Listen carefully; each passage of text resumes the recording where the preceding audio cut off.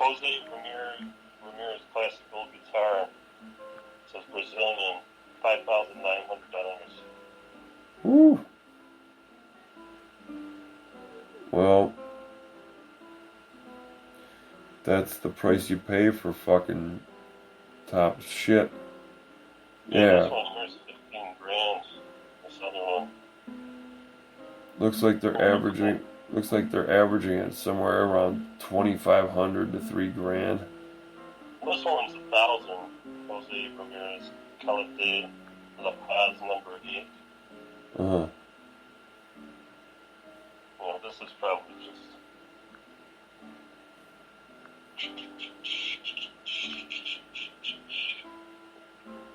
5 generations of Ramirez family have produced Ramirez guitars.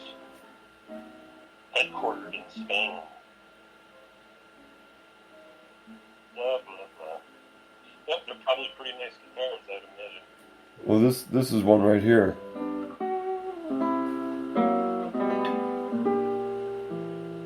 Wakanda or Evanston.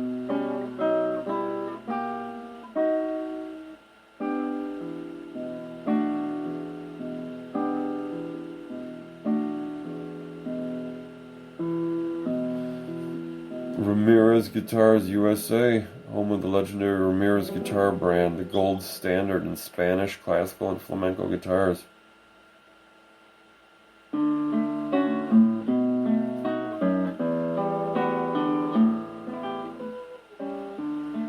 Oh, the Wikipedia, that's what you were reading? 5 generations of the Ramirez family have produced Ramirez guitars. Founder, Jose.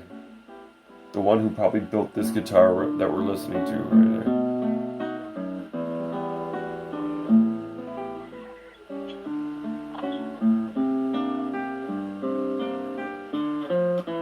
there. They do look nice.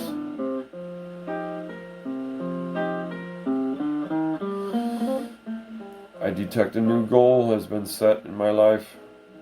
I was looking at Alvarez earlier. And it had a pickup built into it, you know? Uh-huh. It's acoustic. It was pretty nice. It was like $600, $700. I was like, that looks nice. Yeah, it's not bad. Was it a Yairi? There's an Alvarez line. It's Yairi. Yairi. And they're pretty dope, man. Nice. Yeah, it's like their Zildjian K's, or maybe it's more like their Zildjian Constantinople. Some of the tops of the pops by Alvarez. I would never not buy an Alvarez. No, I think they're fucking awesome. What is Alvarez? Is that Spanish? Yes. Unfortunately, it's by way sometimes of Asian countries, but then that's where that Yairi line comes in. Like that's the real deal. It's like buying yeah, you can buy a Les Paul, but you can buy one made in Indonesia or Japan or Korea or whatever, or you can buy the fucking American-made motherfucker.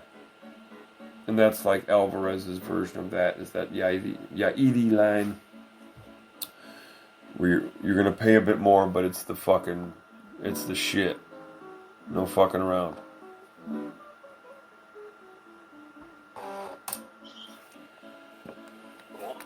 Yeah. Oh, if you should ever happen to see any symbols, Zildjian symbols that say Constantinople on them, fucking buy it. If you used one? Yeah, yes. Yeah, I don't even know if they make them anymore, but yes. Unless the price just seems so fucking ridiculous that, just no way. Otherwise, I'd reimburse you or whatever. But if you ever happen to come across Zildjian Constantinople's, fucking snatch it. Yeah, is that the real deal? That's their premiere of their line up to this point has been the Constantinople line that they made. I didn't really realize that so much when I lived in LA. I mean, I knew I had a set of a pair of hi-hats. I think they were 13 or 14-inch hi-hats that were Constantinople hi-hats. And looking back, I could just punch myself in the fucking neck for doing that shit. Yeah, especially after using the one I brought. Well, I still like the Minos though, man. The HCS Minos aren't necessarily, they're more like an introductory line of cymbal. But Yeah, they're cheap. yeah, but those cymbals tend to they even tend to come in at a slightly higher level than a similar Zildjian. You know, for sound, they sound pretty nice. Like I'll replace the stand because it looks like the main rod is bent a bit, but I'll just get something a little more sturdy. But I don't know, it's not bad though. Double link, it's got the double link chain. Yeah, I was in there, and I think those hi-hats new. Like each side, like $120 for both of them. I think they're $60 a piece. I saw that little price tag on the inside of one of them. It said like $55 or whatever. Yeah, maybe that was for one. I don't know. Well, why would you buy one? You wouldn't. That's for the pair. That's probably even pushing. That's probably right about what they're worth. For both, but then again, I don't know. Well, the HCS Mino line is their introductory line, so I wouldn't expect to pay much more for that. The pair together, probably at about $55-$60. They were the cheapest ones, though. At the music store, I was looking at all the different. Yeah, the HCS Minos, yes. Yeah, for sure. Yeah. They had this one, like, crash. Kind of like, they had these holes in it. Uh-huh. Yeah, it's kind of like a crash. It's like a splash crash, like one of those kind of Asian weird, like... Yeah, it's like an effects crash. Yeah, and it had these big holes in it. Yeah. Yeah, I like the way it sounded, though. It had a pretty cool sound. Yeah, just a little, just kind of crazy little thing. Yeah. Yeah, they have Mino has this set. It's that line, right? It's that line of the hi-hats that you gave me, the HCS line. They have a set for $400.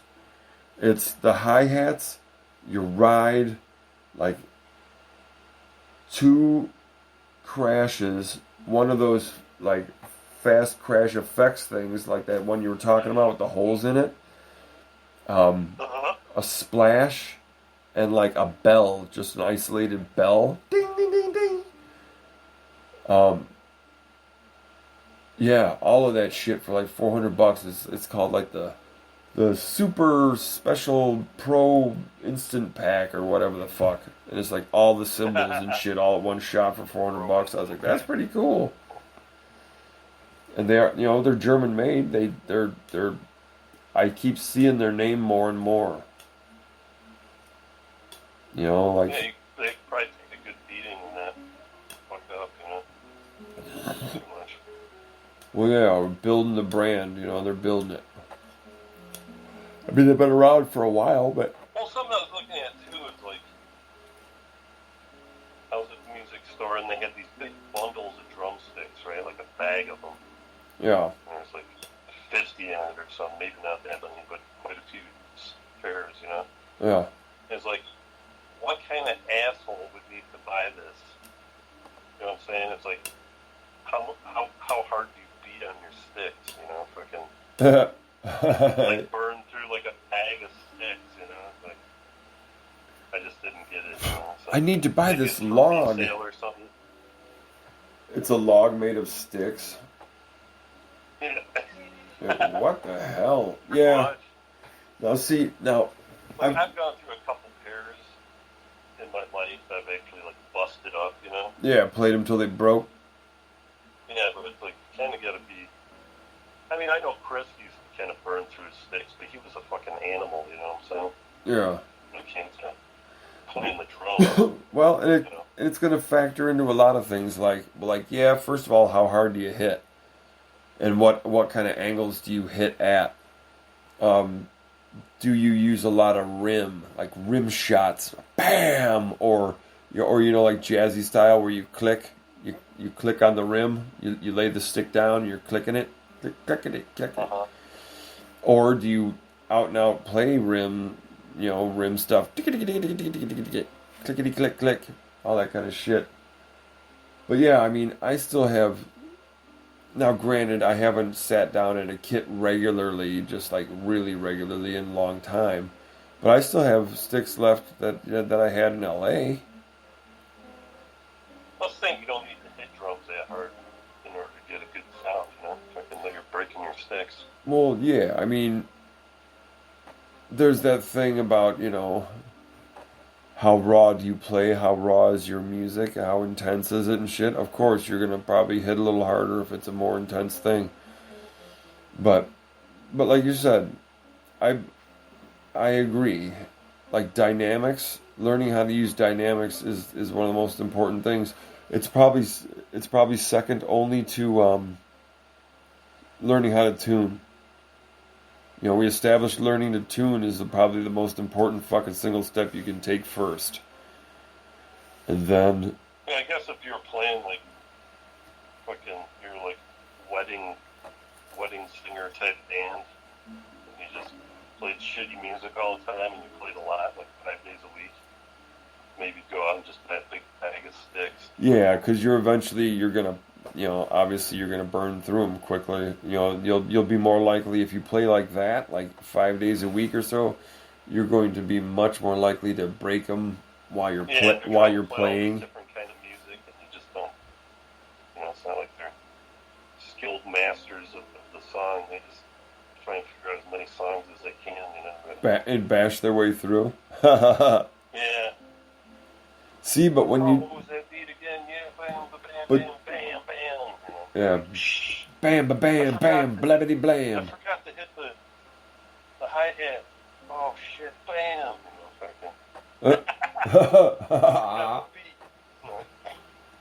But that's a good way, though, that's a good way to crash course yourself, is to learn a bunch of songs like that. Like, we happen to just... have the creativity and the desire to want to just do mostly all of our own shit. But, had we learned more covers and stuff, it does give you a crash course in songcraft, kinda. I guess. Some people just don't get it done. Some people have a mental block. They can't create their own music, Oh, yeah. They're called non-musicians.